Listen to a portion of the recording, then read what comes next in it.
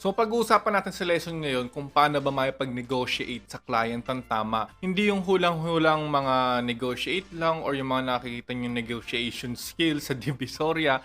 Siyempre yung negotiation skills na kailangan nyo dito is yung negotiation skills kung paano mo ma-close yung isang client para mabenta mo yung services mo sa kanya. Kasi hindi ka na nakipag-negotiate for 100 pesos, for 500 pesos, for 1,000 pesos. You are negotiating for thousands of hundreds of thousands of pesos per client or per month. So dito kailangan mo dito ang pinaka magaling na negotiation skills para ma-close mo si client.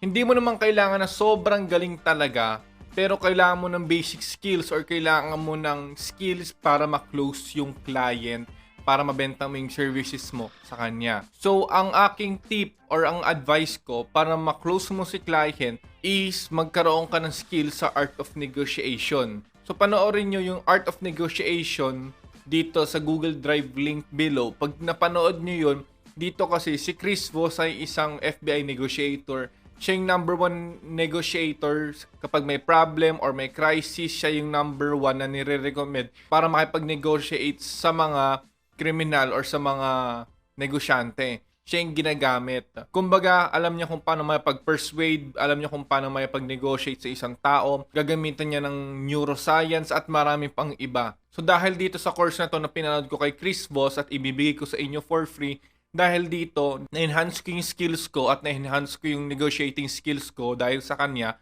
at nakakapag-close ako ng mga 6 to 7 figures a month per client dito sa course niya. So, ibibigay ko lang sa inyo itong course na to for free.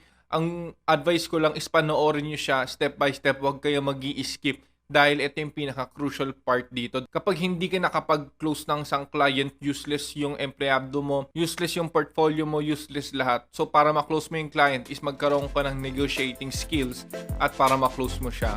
So, see you on the next lesson.